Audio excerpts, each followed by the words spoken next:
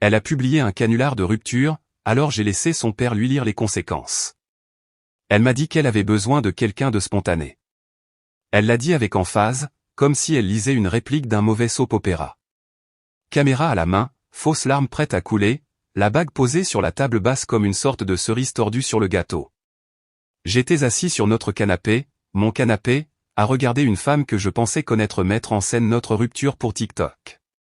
Elle a même ajouté un de ces filtres tristes, du genre avec de la pluie et de la musique de violon, comme si elle était la star d'un court-métrage primé aux Oscars.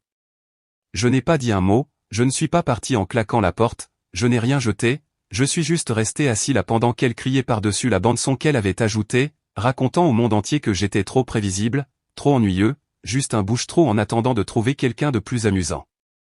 Puis est venue la fausse confession.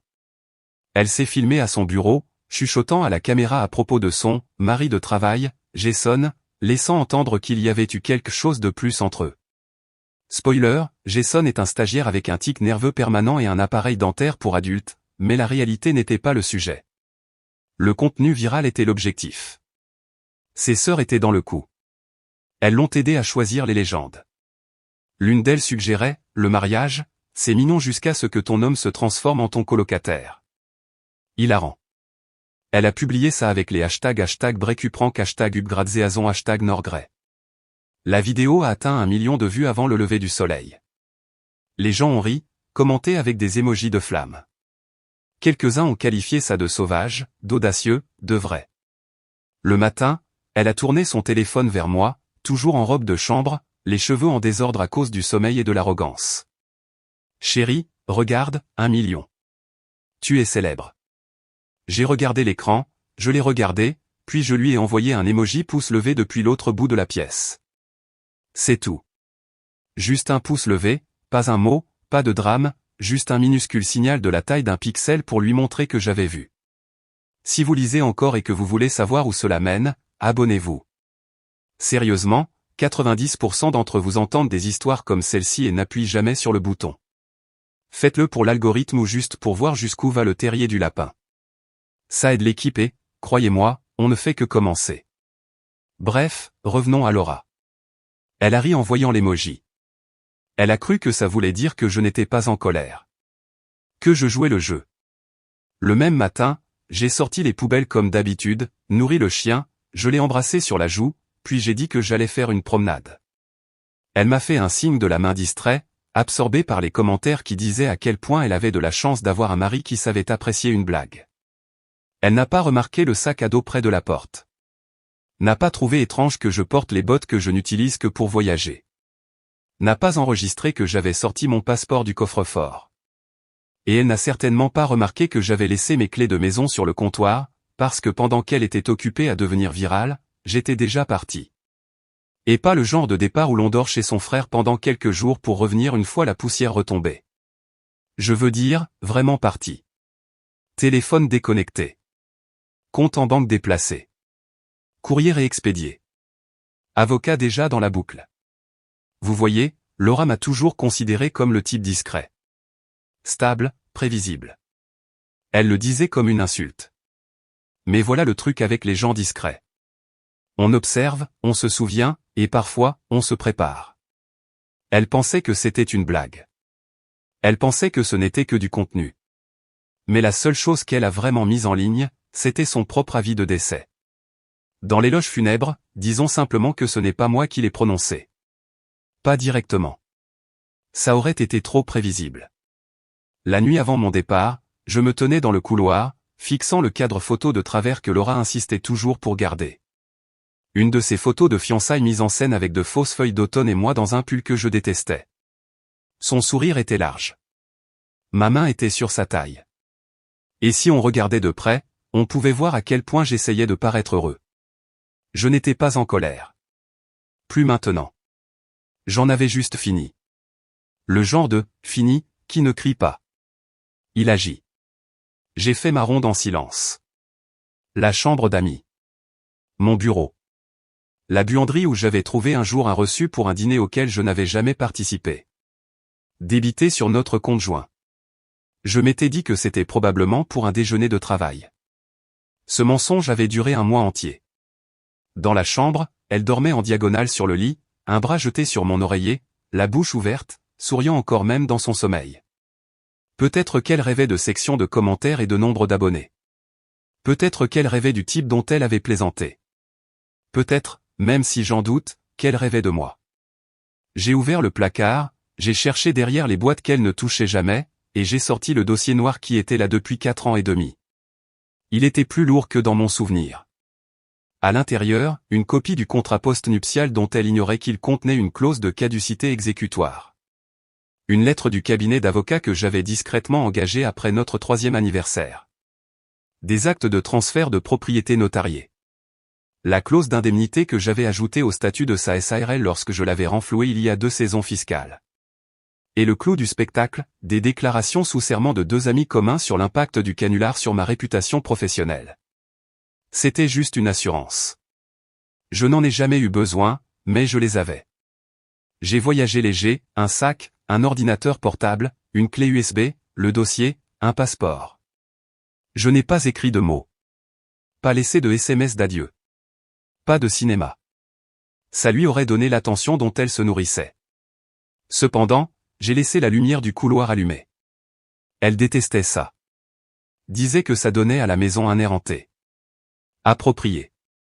À 6h42 du matin, j'ai nourri le chien, sorti les poubelles et me suis éclipsé par la porte d'entrée. Elle ronflait encore. Au moment où elle s'est réveillée, j'étais dans un autre état. Le temps qu'elle prenne sa douche, j'étais hors réseau. Le temps qu'elle commence à filmer son prochain post sur notre mariage guéri ou sur comment garder la flamme après une vidéo virale, mon numéro de téléphone n'existait plus. Elle a envoyé des textos. Les messages sont passés de « Où es-tu » à « Ok sérieusement » puis à « Tu gâches le sketch ». Elle ne savait pas quel genre de sketch elle avait vraiment commencé. Aucun appel ne passait. L'email revenait.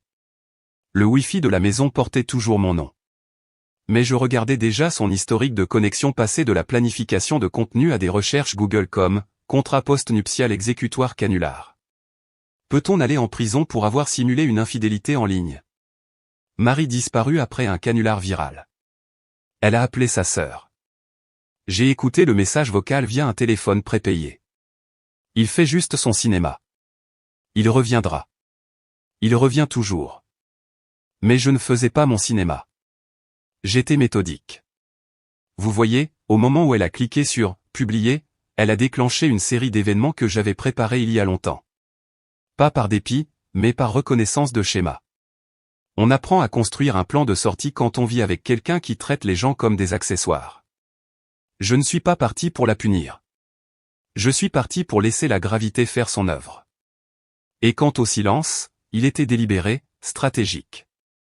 Le silence pousse les gens à avouer des choses que vous n'avez jamais demandées. Il aiguise leur paranoïa, les pousse à projeter leur culpabilité en public, où tout le monde peut la voir. Le temps qu'elle réalise que le silence n'était pas passif, il était déjà instrumentalisé. Et je ne faisais que commencer. Au début, Laura s'est prélassée dedans comme un lézard sous une lampe chauffante.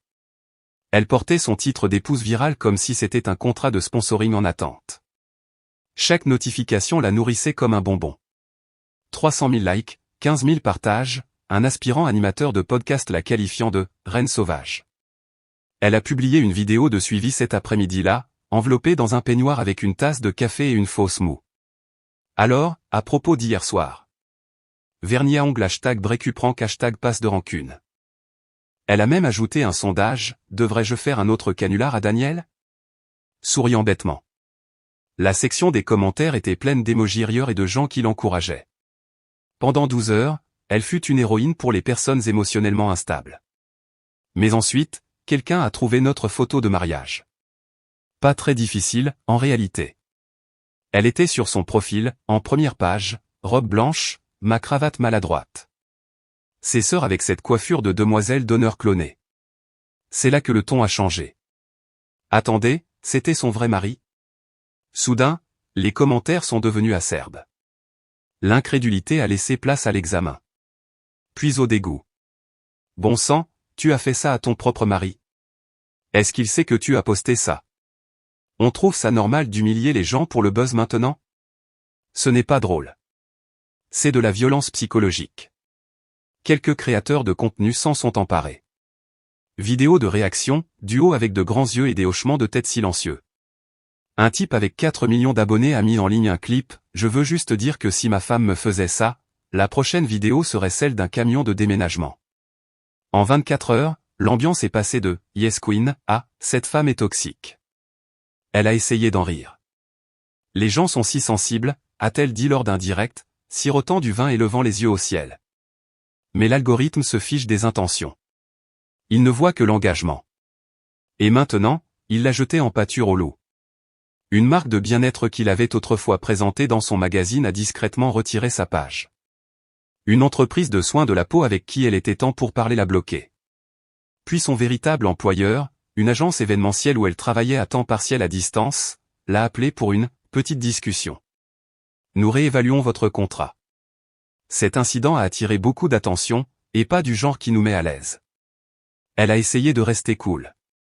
Ce n'est que du contenu. Les gens savent que c'est faux. Mais les gens se fichaient que ce soit faux. Le mal n'était pas dans le jeu d'acteur. Il résidait dans la conviction que l'on pouvait transformer cela en une blague. Que se moquer de son mariage pour des étrangers n'était qu'une stratégie de marque. Elle m'a appelé. La première fois, ça a sonné 2 fois, puis c'est tombé sur la messagerie. La deuxième fois, ce numéro n'est plus en service. Elle a essayé d'envoyer un texto. Et, on peut parler ? Je ne pensais rien de mal, lol. Sérieusement, arrête de me ghoster.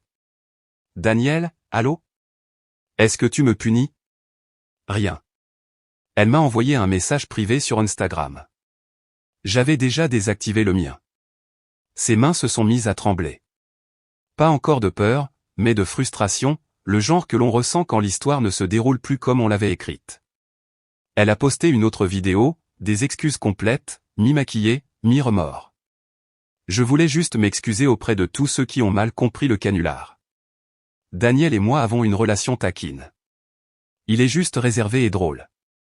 Genre, vraiment drôle. Il est probablement quelque part en train de préparer une vidéo de riposte. Je t'aime, chérie. J'ai aussi regardé celle-là, depuis une adresse IP sécurisée. Le faux rire. La lueur dans ses yeux quand elle a dit mon nom. La peur qui s'infiltrait par les fissures.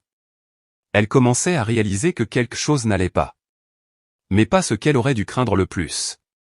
Pas encore. Le silence n'était que le premier domino. Les autres étaient alignés et attendaient. 3 jours après que la vidéo soit devenue virale et 1 jour après que son nombre d'abonnés Instagram ait chuté de 32 000, Laura a ouvert la porte d'entrée en t-shirt de nuit et en pantoufles pour trouver un homme en blazer bleu marine se tenant sur le porche. Il ne tenait pas de téléphone, pas de caméra, juste un simple presse-papier et un sourire froid. Livraison certifiée pour Laura Whittaker, dit-il. Elle a signé sans réfléchir, encore à moitié en train de faire défiler son fil d'actualité.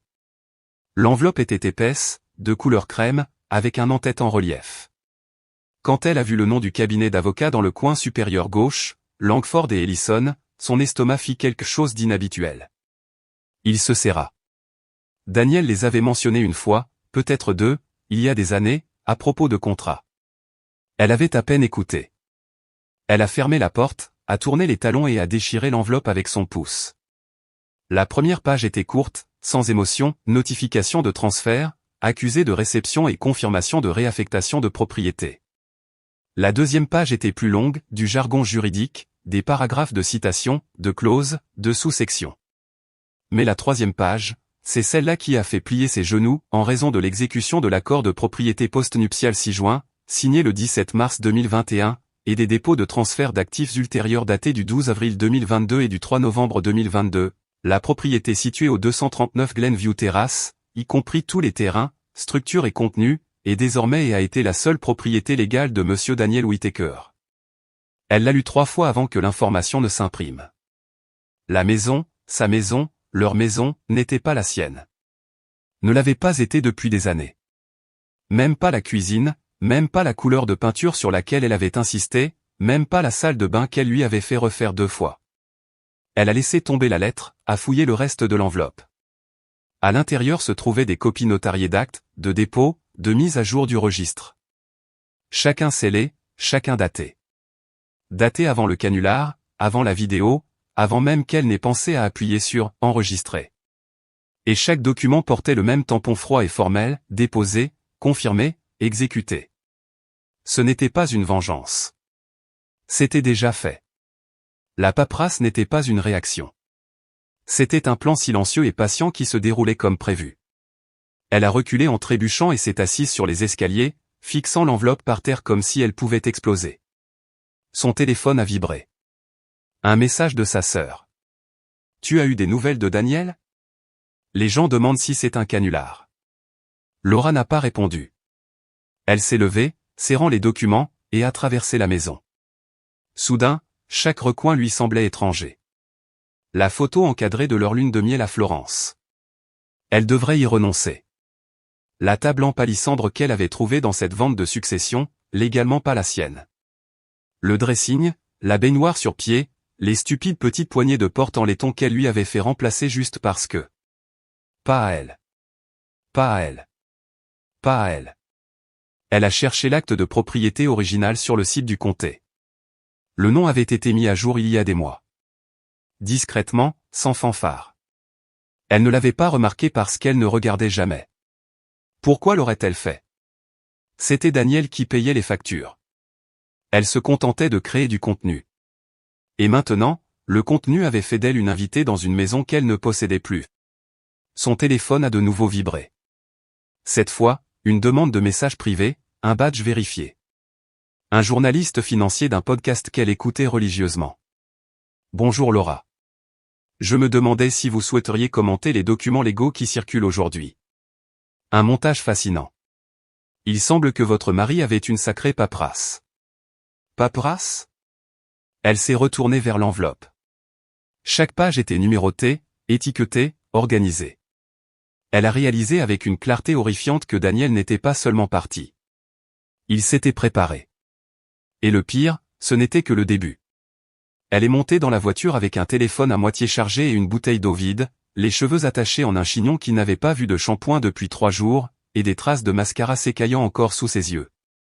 Le genre de look que les influenceurs qualifient de « brut et réel » quand ils essaient de vous vendre une crème pour le visage. Mais Laura ne filmait pas aujourd'hui. Aujourd'hui, elle chassait des fantômes. Premier arrêt, l'ancien bureau de Daniel, le bâtiment où elle lui envoyait des mèmes pendant sa pause déjeuner, dont la moitié ne recevait jamais de réponse.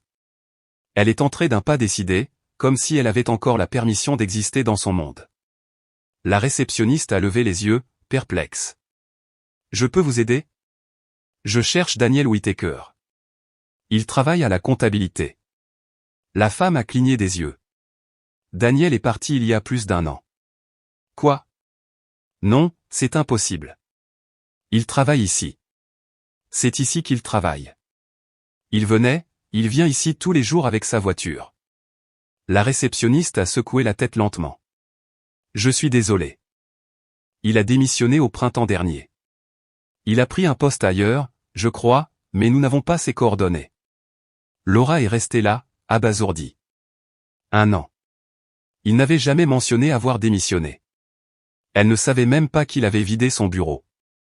Mais encore une fois, elle ne prêtait pas beaucoup d'attention à sa vie professionnelle. Il était juste là, stable. Elle a tourné les talons sans un mot de plus et a quitté le bâtiment, les mains si crispées sur ses clés de voiture qu'elles ont laissé des croissants rouges dans sa paume. Deuxième arrêt, chez Evan. Le meilleur ami de Daniel. Le type qui les avait aidés à emménager. Le type qui avait réparé leur évier à minuit une fois parce que le plombier avait annulé. Elle a frappé 1 fois, 2 fois. Elle pouvait entendre la télévision à l'intérieur. Quelqu'un l'a mise en pause, puis plus rien. Elle a frappé à nouveau. Evan, c'est moi, Laura. Pas de réponse. Elle a attendu, puis a ajouté, j'ai juste besoin de parler. S'il te plaît. Toujours rien. Elle a sorti son téléphone et a appelé son numéro, directement sur la messagerie vocale. Elle a envoyé un texto, s'il te plaît, dis-moi juste où il est. J'ai besoin de comprendre. Le message s'est affiché comme « livré », mais jamais « lu ». Elle est restée assise dans sa voiture, fixant sa porte d'entrée pendant 12 minutes complètes, espérant qu'il l'ouvrirait. Il ne l'a pas fait. 3e arrêt. Anna, la sœur de Daniel. Laura a essayé d'appeler. Le numéro n'était plus en service. Elle a essayé de lui envoyer un message sur Facebook. Le profil avait disparu. Pas supprimé, juste invisible. Elle a ouvert Instagram. Même histoire. Elle a cliqué sur une ancienne publication et a essayé d'accéder au compte identifié d'Anna. Utilisateur non trouvé. Laura s'est adossée à son siège et a murmuré « C'est une blague ». C'était comme si quelqu'un avait balayé sa vie avec un aimant et en avait retiré tout le métal. Elle est passée devant leur ancien lieu de brunch, espérant à moitié le voir en terrasse, un livre à la main, un café noir fumant. Non. Elle s'est arrêtée à la salle de sport où il allait. L'employé à l'accueil a consulté son profil. Il a annulé son abonnement il y a 11 mois. Laura est restée sur le parking, à ne rien fixer pendant que la vie continuait autour d'elle. Des mères poussant des poussettes, des adolescents traînant devant le magasin de vapotage. Le monde normal, intact. Elle ne se faisait pas ghoster. Elle était en train d'être effacée. Chaque personne vers qui elle se tournait avait soit fermé sa porte, soit déconnecté sa ligne, soit complètement disparu. Elle était entourée de gens, mais elle n'avait personne. Même le promeneur de chiens, celui qui s'occupait de leur labrador le jeudi, a répondu à son texto frénétique par « Désolé, je ne peux pas m'impliquer ». C'était la phrase clé. Je ne peux pas m'impliquer. Comme si l'implication était devenue dangereuse. Comme si Daniel était devenu radioactif et que toucher la moindre parcelle de son monde vous brûlerait. Et peut-être que c'était le cas, parce que ce n'était pas un silence accidentel. C'était de la coordination. Quelqu'un l'avait aidé à orchestrer ça. Ou, plus terrifiant encore, il l'avait fait seul. Chaque porte verrouillée, chaque numéro changé, chaque appel sans réponse. Elle n'était pas en train de perdre l'accès à Daniel. Elle l'avait déjà perdu. Et maintenant, elle réalisait seulement à quel point l'isolement était profond. C'était censé être une distraction. Laura était allée chez sa mère pour obtenir de la sympathie, ou à tout le moins, une cuisine chaude et un verre de chardonnay. Au lieu de cela, elle a eu un bol de risotto trop cuit et un silence si épais qu'il lui collait aux oreilles. Sa mère était inhabituellement froide, passive. Pas hostile, mais le genre de passivité qui vibre de jugement. Elle n'a pas mentionné le canular, pas directement, mais elle n'a pas dit grand-chose du tout, ce qui, dans cette famille, était plus fort qu'un cri. Elles étaient assises ensemble sur le canapé fleuri du salon, la télévision murmurant en arrière-plan. Sa mère lui a tendu une petite couverture, comme elle le faisait quand Laura avait 10 ans et simulait la grippe pour manquer l'école. C'était censé réconforter. Ça n'a pas marché. Laura a essayé de faire défiler Instagram. Ses doigts tremblaient. Elle n'a même pas pu lire un seul message de haine avant de verrouiller à nouveau l'écran. Puis c'est arrivé. Sa mère s'était endormie dans le fauteuil. La télécommande avait glissé entre les coussins. La télévision, toujours connectée au compte YouTube de sa mère, a lancé automatiquement la vidéo suivante recommandée. Une image fixe est apparue. Une pièce modeste, un canapé simple, une bibliothèque en bois. Assis sur le canapé, l'air d'avoir été scotché dessus, se trouvait son père. Laura a cligné des yeux. S'est redressé. Qu'est-ce que? Il regardait droit dans la caméra, a cligné des yeux une fois, puis a commencé à lire. À la demande de Daniel Whittaker, je vais maintenant lire une liste de documents notariés. Il a brandi un dossier. De la même teinte crème que la lettre qu'elle avait reçue. Il s'est raclé la gorge. Transfert des pleins droits de propriété pour le 239 Glenview Terrace, exécuté et enregistré le 12 avril 2022. Il a tourné la page. Clôture des comptes professionnels joints se terminant par 3117 et 8449, exécuté et confirmé le 3 octobre 2022. Il a tourné la page. Clause postnuptiale, séparation des biens matrimoniaux, signé le 17 mars 2021, approuvé par un conseil indépendant. Chaque phrase était comme un coup de marteau. Elle s'est jetée sur la télécommande. Impossible de la trouver. Son cœur battait dans sa gorge, mais la vidéo continuait de tourner. Son père, raide et pâle, continuait de tourner les pages. Chaque élément se terminait par la même phrase, désormais au nom exclusif de Daniel Whittaker. Sa mère s'est agitée, a ouvert les yeux. Qu'est-ce que c'est? Laura n'a pas répondu. Elle ne pouvait pas. Sa bouche était sèche. Son père lisait encore. Puis il s'est arrêté, a regardé directement l'objectif. Son expression était neutre, mais épuisé. Il a ajusté ses lunettes, a pris la dernière page et a lu, au nom de ma fille Laura, qui a trouvé amusant de dissoudre un mariage devant des étrangers pour des vues, je reconnais formellement qu'elle a bien reçu ses conséquences. La pièce est devenue silencieuse. Sa mère a eu un hoquet de surprise. Les mains de Laura tremblaient alors qu'elle a finalement arraché la télécommande et mis la vidéo en pause. L'image figée de son père remplissait l'écran. « Toi, qu'est-ce que c'est ?» a murmuré sa mère. Laura n'a pas répondu. Elle ne pouvait pas. Son propre père venait de la renier publiquement, devant une caméra qui plus est, et avait lu une liste de trahisons légales comme un programme funéraire. Ce n'était pas la voix de Daniel qui narrait la chute. C'était celle de sa famille. Et maintenant, tout le monde pouvait le voir. La vidéo avait déjà des commentaires. Des milliers. Voilà comment on réplique. Il a fait lire ça à son père. Brutal. C'est la justice poétique. Laura a rafraîchi la page. Les vues grimpaient à la seconde. Elle est sortie de la pièce en titubant, téléphone à la main, le cœur battant à tout rompre. Elle a essayé d'appeler son père. Directement sur la messagerie vocale. Essayé de lui envoyer un texto. La bulle est devenue verte. Bloquée. Sa mère n'a pas dit un mot. N'a pas offert de réconfort. Elle a juste regardé la télévision comme si elle ne reconnaissait pas les personnes impliquées. Laura se tenait dans la cuisine, les mains sur le comptoir, tremblante. Il ne s'agissait plus seulement du canular. Il s'agissait de tout. Et maintenant, le monde avait une place au premier rang. Le lendemain matin, Laura s'est réveillée avec 17 appels manqués et un SMS de sa mère qui disait simplement « Réponds maintenant ». Ses doigts ont tâtonné pour déverrouiller le téléphone, l'estomac déjà noué. Elle a appuyé pour rappeler.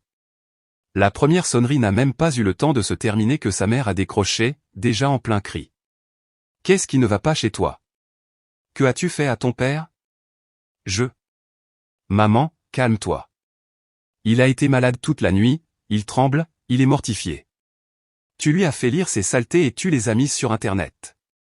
Je ne l'ai pas forcé à faire quoi que ce soit. Je n'étais même pas au courant. Ne me mens pas, Laura. C'est ton père. Il est humilié. Il ne veut même plus parler à ta tante Marie. Il dit qu'il ne peut plus la regarder dans les yeux. Tu l'as instrumentalisé. » Laura a éloigné le téléphone de son visage, clignant des yeux. Elle n'avait pas entendu sa mère comme ça depuis le désastre de Thanksgiving 2016. Mais il ne s'agissait pas de patates douces brûlées. C'était nucléaire. Je n'ai pas posté la vidéo, a-t-elle réessayé, plus bas. C'est Daniel qui l'a fait. Je n'ai rien à voir avec ça. Il y a eu un silence. Puis la phrase la plus brutale de l'appel. Est-ce que ça rend les choses meilleures ? La ligne a cliqué. Déconnectée. Elle se tenait dans sa chambre, tremblante. Autour d'elle, des piles de linge non plié et d'accessoires de collaboration de marques impayées assistaient en spectateur à sa décomposition. Le téléphone a de nouveau vibré. Le groupe de discussion familiale, cette humiliation. Son oncle avait donné son avis. En raison de la nature publique des événements récents, je conseille au cabinet de se distancier légalement de toute affiliation en ligne. Cela inclut les mentions antérieures de Laura à notre sujet dans son contenu. Nous émettrons un avis de retrait si nécessaire. Sa cousine a répondu, « Peux-tu au moins flouter le visage de ma fille dans le vlog de mariage ? On se moque d'elle à l'école. » Puis sa sœur cadette, « Lo, tu dois arranger ça. Cette vidéo est partout. Les gens disent que je t'ai aidé à la planifier. » Laura a ouvert les commentaires TikTok sur le clip original du canular. Les visages de ses sœurs étaient figés en arrière-plan, en plein rire, capturés pour l'éternité. Un commentaire était devenu viral à lui seul, imaginez être élevé dans le respect de vos aînés, puis voir votre nièce utiliser votre frère comme un accessoire pour ses propres funérailles. Un fil de discussion Twitter a suivi. Voilà ce qui arrive quand l'attention remplace l'intimité. À midi, son visage était un mème. À 14 heures, les marques avec lesquelles elle avait travaillé la purgeaient de leurs réseaux sociaux. À 15 heures, sa sœur aînée l'a bloquée. Elle a essayé d'appeler son père. Pas de réponse. Elle a essayé d'envoyer un email à sa mère. Pas de réponse. Même sa cousine Rachel, qui l'avait un jour tiré d'une gueule de bois à Vegas, a envoyé un message froid. Je suis désolé, Mais je ne peux pas être au milieu de ça. Mon patron a vu la vidéo. Ça affecte mon travail. Laura s'est assise sur le sol de sa cuisine et a réalisé quelque chose d'horrible. Personne, pas une seule personne de sa famille ne lui avait demandé comment elle allait. Personne n'a demandé ce que Daniel lui avait dit. Personne n'a vérifié si elle allait bien. Parce qu'à leurs yeux, elle avait franchi une ligne qu'ils ne pensaient même pas nécessaire de tracer. Elle avait rendu le privé public. Elle avait transformé son mariage en un sketch. Et maintenant, en retour, sa famille avait transformé son nom en quelque chose de radioactif. Il n'y aurait pas de dîner de réconciliation, pas d'arc de pardon, pas de selfie de groupe original pour recoller les morceaux. Juste le silence et le bourdonnement bas et constant de tout le monde s'éloignant d'elle, une notification à la fois. Il était plus de minuit quand Laura a finalement rouvert la vidéo, seule, les lumières éteintes, recroquevillée sur le sol de sa chambre comme un enfant essayant de disparaître. La télévision luisait contre les murs. Son reflet semblait creux dans les bords noirs de l'écran. Elle n'a pas appuyé sur lecture tout de suite, a juste fixé la miniature. Le visage de son père, surpris en plein clignement d'yeux, une pile de documents sur ses genoux, comme une arme qu'il ne savait pas comment tenir.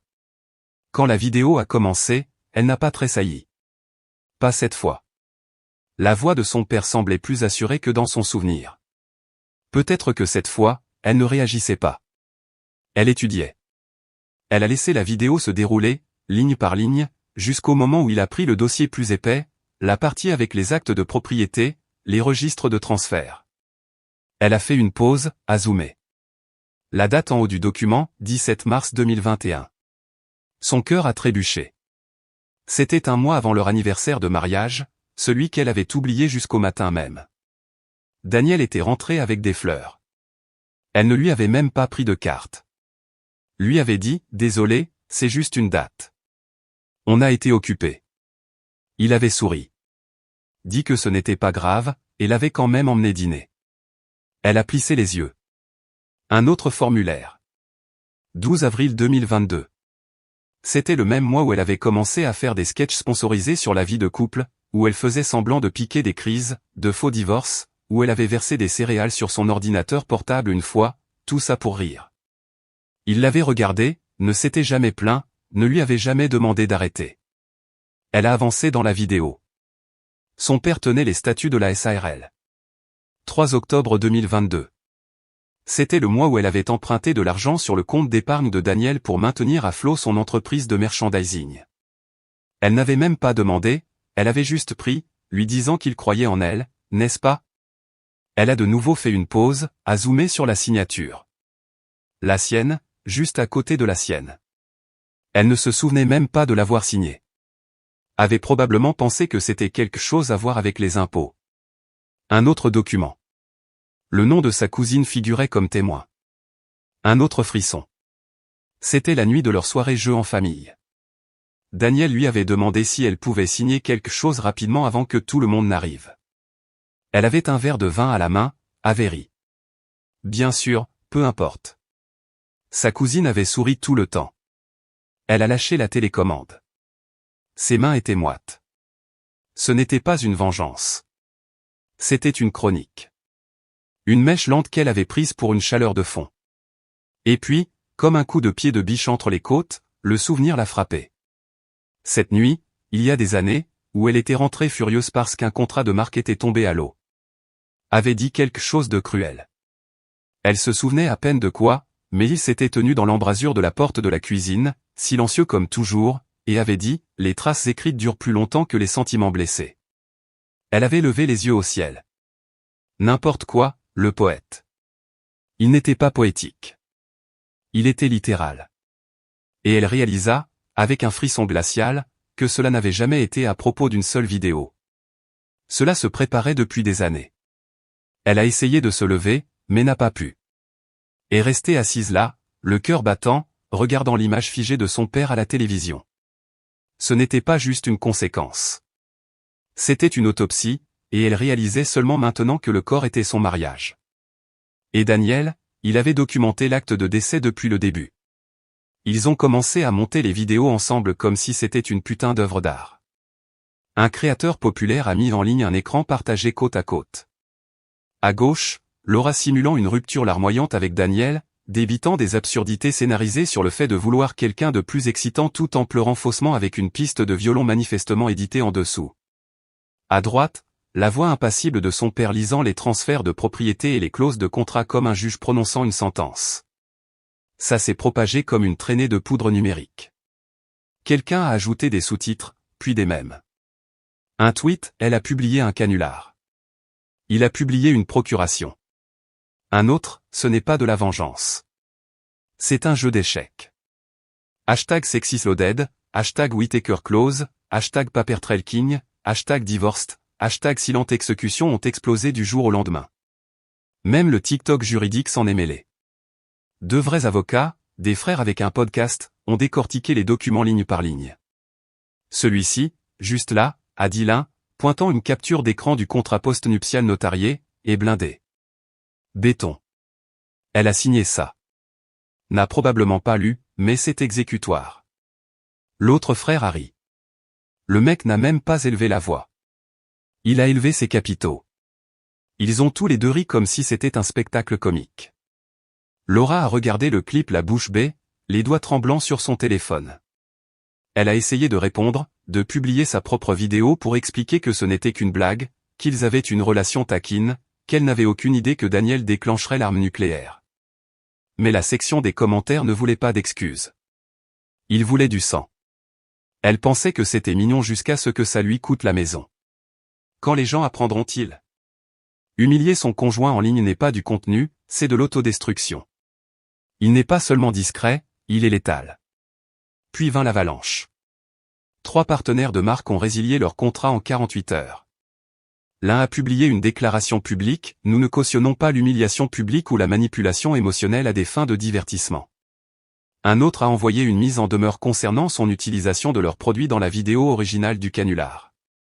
Même sa propre boutique de merchandising a commencé à recevoir des demandes de remboursement. Quelqu'un a créé un compte parodique se faisant passer pour elle. La bio disait, juste une fille qui a tout abandonné pour 10 000 likes et un trépied. Sa boîte de réception était illisible. Messages de haine, menaces de mort, moqueries jubilatoires. Elle a essayé de désactiver les notifications, ça n'a pas aidé. Elle a essayé de supprimer les commentaires, ils ont triplé. Elle a finalement désactivé tous ses comptes, mais Internet n'oublie pas. Les captures d'écran ont survécu.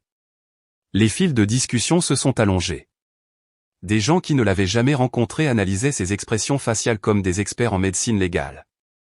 Même les gens qui la défendaient au début prenaient maintenant leur distance. Ouais, je la suivais. Je n'avais pas réalisé à quel point ce canular était tordu jusqu'à ce que je voie les retombées. Elle se l'est vraiment infligée à elle-même. Laura a verrouillé son téléphone, l'a posé face contre table sur la table basse, puis elle a pleuré. Pas les fausses larmes, pas les sanglots à bouche ouverte avec le mascara qui coule qu'elle utilisait pour du contenu authentique. C'étaient les sanglots silencieux et vides qui ne veulent pas être vus. Elle est restée assise, recroquevillée seule sur le canapé, non filmée, sans filtre, réalisant qu'elle n'était plus une créatrice de contenu. Elle n'était pas une personnalité. Elle était un cas d'école. Sur la vitesse à laquelle tout peut disparaître. Et sur ce qui arrive quand on traite l'amour comme un levier et le mariage comme du marketing.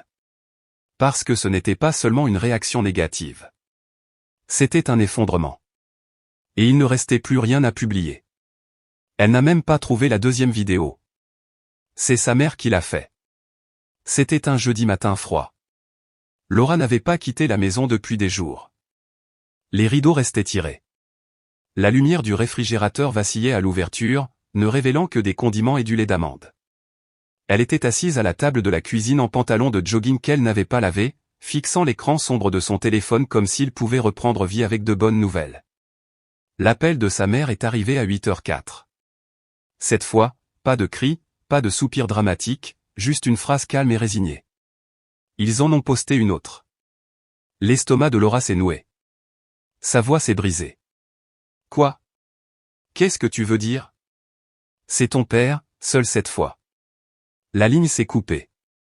Elle n'a pas demandé de lien. Pas besoin. C'était déjà en tendance. La miniature était simple. Son père assis sur une chaise en bois, la même chaise qu'il utilisait pour lire le journal le dimanche. Pas de musique de fond, pas d'éclairage dramatique, juste la lumière naturelle du matin qui frappait un côté de son visage, transformant chaque ride en une accusation. Il avait l'air plus vieux, comme si la première vidéo l'avait vieilli de plusieurs années. Quand il a commencé à parler, sa voix était plus basse, plus calme.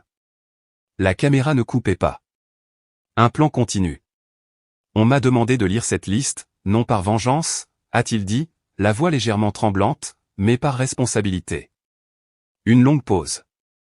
Il a baissé les yeux, a croisé les mains, puis a regardé à nouveau l'objectif. Daniel m'a demandé d'ajouter un message. Pas de rancune, juste de la clarté. Il a fait le plus léger des hochements de tête. Puis, lentement, il a mis les papiers de côté. Ce qui a suivi ne faisait pas partie du script. Ce n'était plus la voix de Daniel. C'était celle de son père. Ses yeux étaient fatigués, pas en colère. La tristesse qu'il contenait frappait plus fort que la rage ne l'aurait jamais fait. J'ai élevé ma fille pour qu'elle honore ses vœux, a-t-il dit. Une autre pause. Pour qu'elle considère les choses privées comme sacrées. Pour protéger ce qui compte. Au lieu de ça, elle a couru après les applaudissements. Le souffle de Laura s'est coupé dans sa gorge. Je ne dis pas ça pour la blesser. Je le dis parce que le silence ne lui a rien appris. Peut-être que ceci le fera. Il s'est légèrement penché en avant. Pas agressif, juste direct. J'ai vu cette famille se fracturer à cause de l'orgueil, de la vanité, de bêtises performatives. Mais Daniel, cet homme-là ne jouait pas la comédie. Il était là, payait les factures, portait des fardeaux qu'il n'avait pas créés, et il l'a fait sans jamais demander d'applaudissements. Il a redressé les épaules. Cette fois, les applaudissements sont pour l'homme qui était sincère. Puis rien. Pas de générique de fin, pas de fondu au noir. Juste lui, assis là, jusqu'à ce que l'écran devienne fixe. Laura est restée immobile dans son salon, les doigts blancs à force de serrer le bord du canapé. Elle a fermé le lecteur vidéo, mais l'écho de la voix de son père ne s'est pas arrêté. Applaudissements pour l'homme qui était sincère. L'ironie était suffocante. Elle avait passé des années à essayer de se construire un public, mesurant sa valeur en commentaires, en vues et en partage. Et à la fin, les seuls applaudissements qui comptaient n'étaient pas les siens. N'étaient pas pour elle. Ils étaient pour l'homme dont elle s'était moquée. L'homme qui était parti sans claquer de porte. L'homme qui n'avait jamais crié. L'homme qui avait laissé les autres parler. Et maintenant, même son père, son dernier espoir de rédemption, avait choisi le silence plutôt que la protection. Ce silence, ce n'était pas une punition. C'était un verdict. Et les applaudissements, elle pouvait les entendre, même maintenant. Mais ils n'étaient pas pour elle.